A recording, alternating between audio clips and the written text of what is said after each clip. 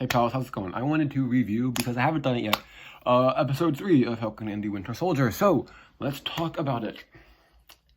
Personally, I have a lot of mixed feelings. There was a bit of, moments here and there I wouldn't call them fans. There was actually 2 moments were fan service. I can say that.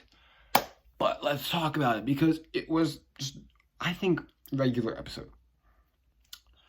I think my problem with the episode is that some parts of it hype me up and are outstanding. Well, all parts of it are good. It's just nothing right now can top episode 2 to me. I'm still waiting for something to top episode 2. Has not topped episode 2. This has probably topped episode 1, but I really can't tell. All I know is that they're both under episode 2 right now in my rankings. Oh, let's jump into it. Start off without spoilers, then as we go in, you might have to stop and come back if you haven't seen it, but I think you might have, because 1, 2, and we're 3 days later, or 3 or more days later from the episode's airing. But anyways, if you're seeing this and for some reason you're just watching it as I don't know, but whatever. And you don't even have to. I'm just talking to myself really personally. So let's go through it. So yeah, let me keep talking about this, because this is me. I'm not talking for anyone else. I'm talking for myself. So let's keep talking about this. Yeah, so it was to me, so I already give my general opinion on it. Let's talk about the episode as a whole. Very nice action sequences. I already talked about the fan service and other stuff. The plot, I think the plot was the weakest point here, because the first episode was intro, right? I mean, a bit of exposition, a bit of something to start the plot forward. The second episode was amazing. The plot was good. It pushed along. This episode, here's the thing. The thing is with this episode, it's just more of a continuation of the story. Which the first 2 episodes, second episode was an amazing example of why this series should be in TV format. Third one was kind of more just this is the movie, we're going to keep telling the story. Which is iffy, but so far this is a great series. I'm enjoying it. The plot has lots of bends and twists, and I like that about it. It's very nice. But yes, very much so enjoying the series. I can still say that. It's really good. So let's talk more about it. In this episode, we also do get some nice action sequences, I think, but we get more. We get to flesh out the villains more. I think that's a big thing in this episode. And the plot does move forward a lot. They broke. Okay, so we need Zemo. So they went to jail, and there's Zemo in jail. Tried to activate Winter Soldier. Didn't work, of course. Nice. Broke him out of jail. Amazing scene. But it wasn't anything out of the ordinary. It didn't show too much of his skills, but besides the fact that he's a regular villain, but we already knew he was a nice villain. So it didn't give us too much more of him. But then we thought he was Richards, and I side of him. Also, Bucky and Sam's chemistry in the scene where Bucky was explaining it, hilarious. I love their characters. So they're on a flight, and this line really made me laugh. When they're flying. Oh, by the way, spoiler alert. I insist on talking, and then there's spoilers, and oops.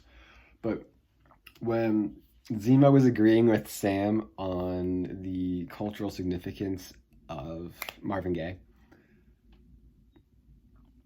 that made me laugh a lot. Shu's writing is great. Sorry. I'm thinking. Yeah, so they got to the place. They got to, I think it was Madripoor. Yeah. And I wish Sam had more lines as a smiling tiger. I wish we had more development of the smiling tiger. Do I really care that much? No. But the Winter Soldier scene, where the Winter Soldier theme, one of the best themes in the MCU, played at the bar. Good. This is the thing with the episode. 50 minutes and not enough substance for me. When an episode when like some WandaVision episodes that were 3 minutes almost had more substance, especially like episode 5. Anyways, we're gonna keep going. Some characters were kind of just like wasted. I understand Madripoor is like a place of like violence and high crime, whatever, especially in the low area. Let's keep talking about that. So there's one person who like seemed like who was like a nice actor. This woman that they were saying with getting information from, she died. But the scene was nice where like he was calling Sarah. But I don't know.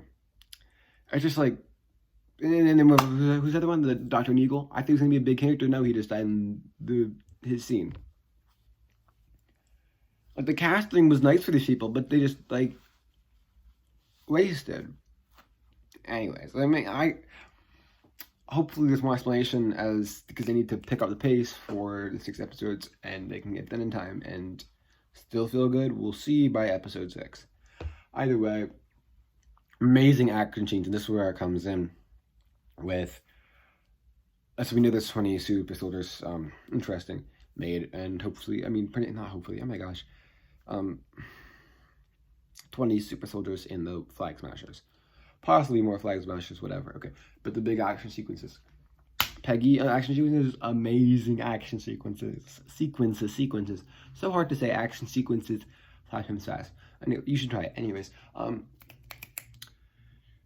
Sam did not get a lot of action this episode.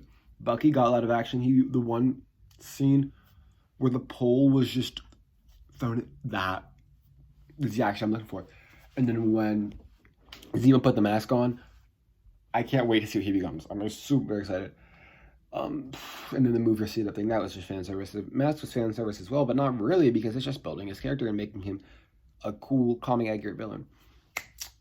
What's else? Weird how, out of all places, Madripoor was the place where Sharon was. It feels like it was forced into there, personally. Also weird that she just has that kind of money laying around as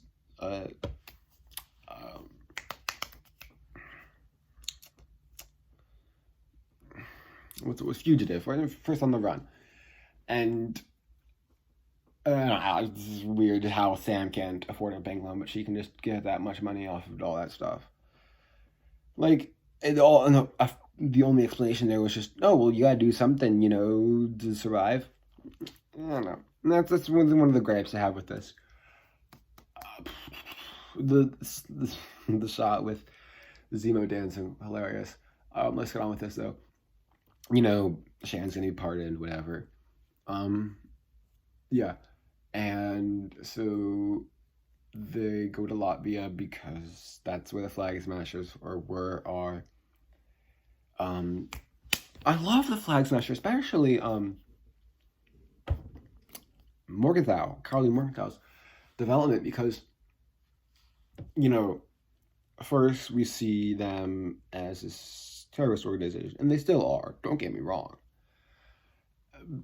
but they have no purpose besides one world, one border, one world, one people, first purpose, group with no people. I mean, oh my gosh, world with no borders. Sounds kind of sketch, but we see where they're coming from because of the blip. And then we get this like GRC thing in later, which makes sense. We get more, like fuel to their fire. I'm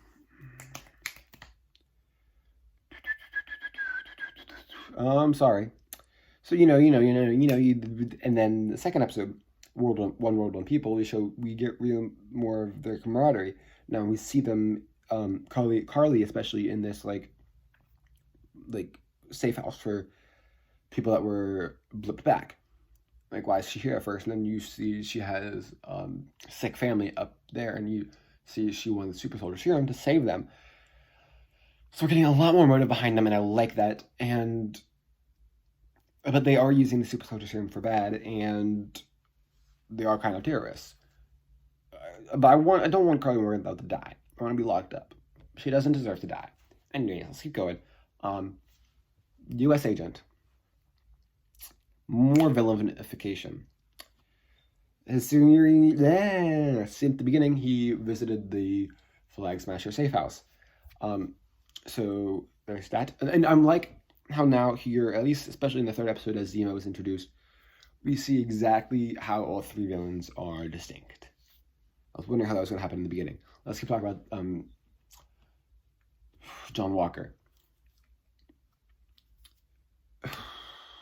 Hoskins seems to very much be Walker's conscience. He's the good.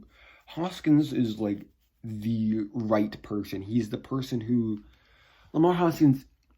He knows what's right and what's wrong more so than John Walker. John Walker's he's Slytherin in the way where he's this needs to get done and by any means necessary. So also he's just not the best Captain America because Captain America would not do anything to cause someone to spit in his face, and Captain America would also not ask anyone, do you know who I am? Let aside being able to lift Mjolnir. Anyways. So, then he figures out that they break him out.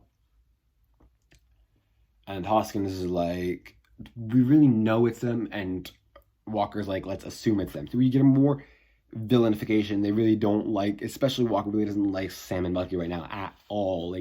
Does not like them, hates them now. For some reason, because he just has that kind of ego where they won't go his way, and you're not liking him more and more. But we're getting more story behind them. The flying specialists, that's good. Zemo takes Sam inside somewhere because they're researching or whatever, and the Wakanda theme. We see two of Black Panther's little balls, those things, the bracelet that he throws in, something happens. Cool weapon. I'm whoa. And of course, Chadwick could have been in this scene, but personally I'm doubting because we're letting the smaller heroes, side characters, shine in here. And we see Ayo, I don't know, but second in command of the Dora Milaje, I don't know. Sorry, I should rewatch Black Panther and figure out how to pronounce that. But anyways. We first see her in Civil War, so obviously she has some prominence, and we probably wanted to spotlight her. But it's just unfortunate because Black Panther could have been there, I don't know. But they want Zemo, and they, of course, because, Civil War and everything, killed T'Chaka, Okay, let's keep talking. So it's a big thing. I want to see Ayo in this, and I think she probably would have been here in the first place. It's just sad that, this is the beginning of Wakanda's legacy without Chadwick Boseman. Chadwick was not alive to see this, and he probably didn't even know this was going to happen. So it's sad, but it got my hype up. And I'm really excited to see what's coming next. So all in all, I'd give this episode a 6.8 out of 10. That's my thoughts on the episode. What are yours? I don't know. But having a good time with this series. It's fun. And I went to Loki, which we got a trailer of the day. So yeah. We'll look out for a trailer reaction. No, actually I'm putting the trailer reaction up today if I can. Otherwise, this.